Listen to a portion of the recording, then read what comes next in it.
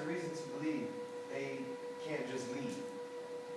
Like a person is told that they feel a physical or emotional threat from the officer.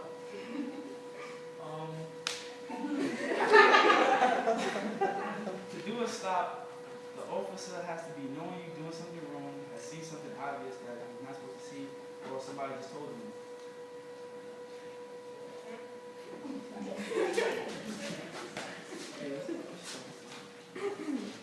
It was Halloween in 1963 at approximately 2:30 p.m. Veteran police officer Martin McFadden was patrolling downtown Cleveland, a beat he had covered for 30 of his 39 years on the Cleveland police force. McFadden stopped to observe two men who were unknown to him. Initially, he saw the men standing together, talking. Then each separately walked out the block, peering into the window of a particular store, walked back, and returned to confirm with the other. The two men did this for approximately a dozen times over the course of 10 to 12 minutes. At one point, a third man came to confer with the first two, then disappeared. After observing the suspicious activity and fearing that the men were preparing to rob the store and might be armed, McFadden detained the men for questioning. Patting their outer garments, the officer found two revolvers.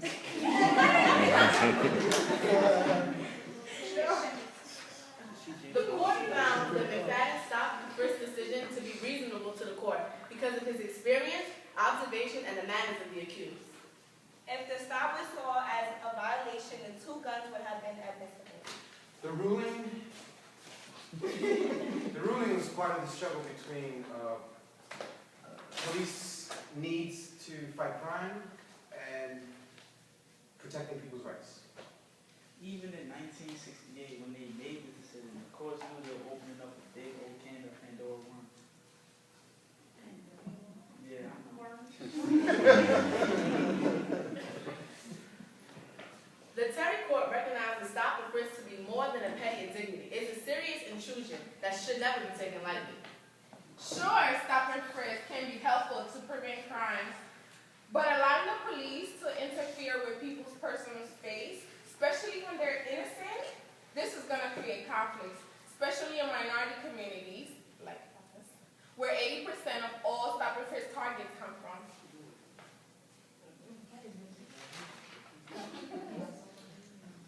New York law is way more specific when it comes to how cops can approach civilians as a part of investigation. In 1976, New York established 4 levels of street encounters. Level 1.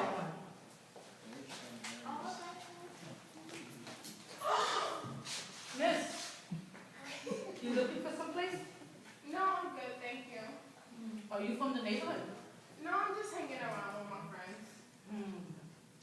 ¿Eres boricua? Oh, pues sí.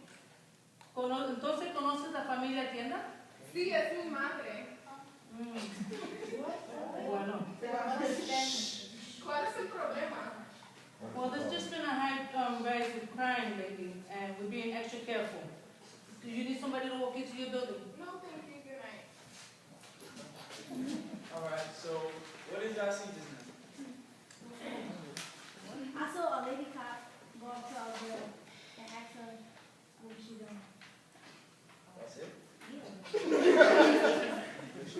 I saw Maria try to run away. And she didn't stop her first time.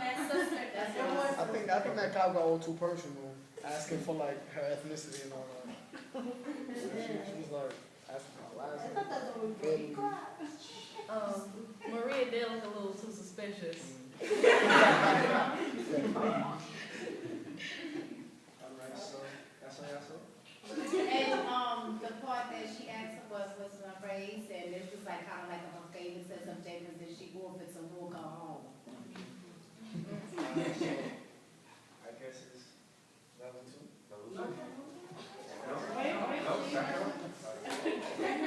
In this level, officers can approach you, ask you who you are, where you're going, and why you're there in a non-threatening manner, but they have to have objective, credible reason. Level 1 is tricky though, even though it is strict about how a cop can approach investigate people who aren't doing anything against the law. And your response can escalate the situation. Level 2.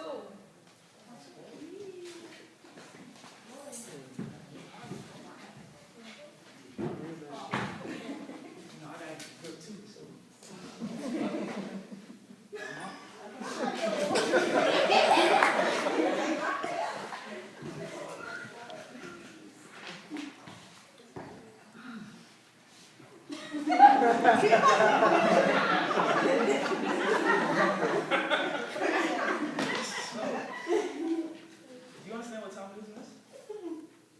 Yeah. Can I ask you some questions? Go ahead. Why are you staying here for 30 minutes?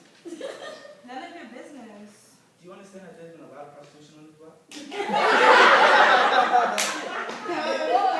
What's your point? Why are you staying here? I gotta go. Wait, I see I'm talking to you. And that's the scene.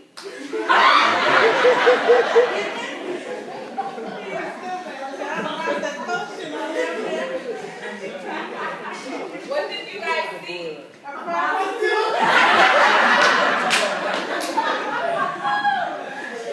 Was it different from the first one? Yeah. She walked away. What else? She had an action problem. He had probable cause to stop her since she was standing on a red zone area for a half an hour. Was there like anything surprising about this one different from the first one? Nope. The cop was a little more assertive as opposed to the first one. Okay. So, important to know on level 2, Also known as the common law right of inquiry. basically, what she just did, how she walked away, like all that, you could really do that. When a cop actually stops you and tries to ask you all those questions, all you have to do is walk away and not answer them. So basically, she was just showing up. Wow, I hope No, we're gonna get locked up.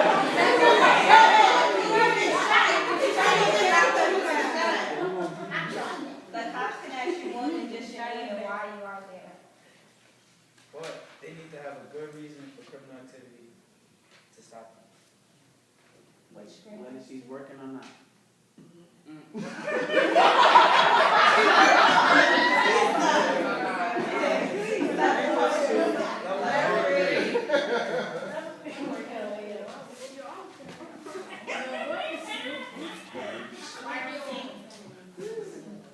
This is a gun. Hands on the wall!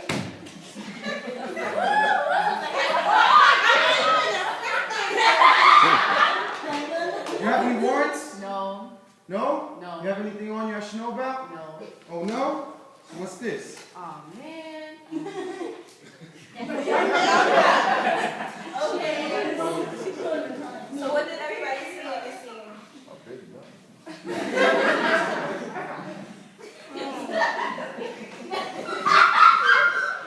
She was like, it was a gun.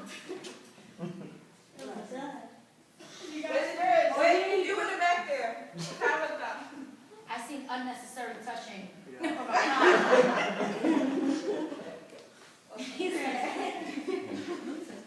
Not for us. What I didn't see was a probable cause for him to throw her out.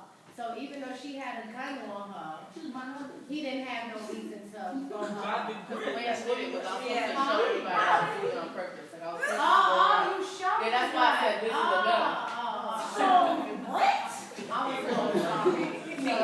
Anyway, so why you showed your gun for?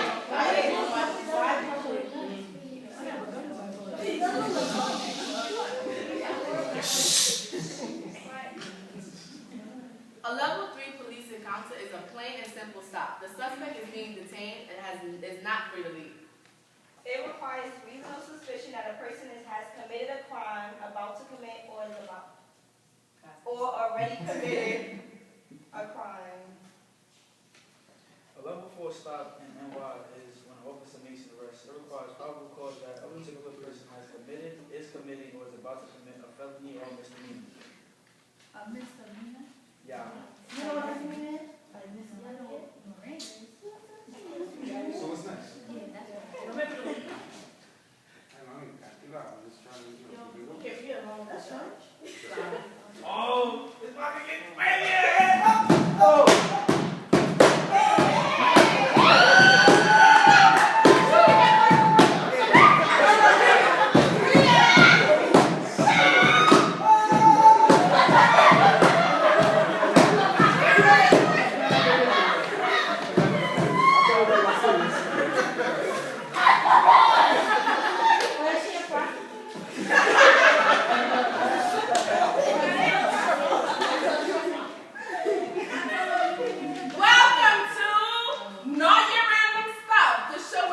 with random stuff for knowing random stuff that other people don't know.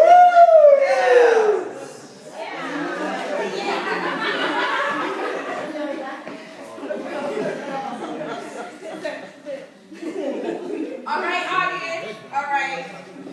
Are you guys ready to test your knowledge? Great. Here is our first and only question. It's a multiple choice, so it should be easy. Okay. Which of the following is the legal ground for the police to stop someone? You guys ready? Repeat that. Which of the following is legal ground for the police to stop someone? Wait, can you rephrase that? What is a reason for the police to stop you? Okay, thank you. Here we go. Ready? Choice A. A. Refusal to answer questions or give identity. B. Just show me. Avoiding or nervous reaction to questions. C. Person in a high crime area. D. Person fits general description. E. Yeah, we got it. It's hard. E. Person is in the company of a suspect. Or F. A visible bulge in a pocket. Which one do you guys think is the answer? I'm the right one. B. Trent? I think B. D. If y'all want to listen, y'all better get that. Which one picks D? That's fair. Which one? B. Trent? D? Is D right? No, cops need more than just a general description. They need a specific description. So, pertaining height, skin, height, facial features, very specific description, not a general. So what is the answer? You said A? You said A? A? Actually, it is not A. You have the right to remain silent, and that includes giving your name, identification to officer. Refusal to speak is never an option. Anyone think any other answer? B. I said B. Yes? No, that's wrong, sorry. You have the right to remain silent, and a nervous reaction is common when talking to the police. Anyone else? We're close. You're almost I heard there. C. I heard C. C? That's wrong. Oh, it's not C.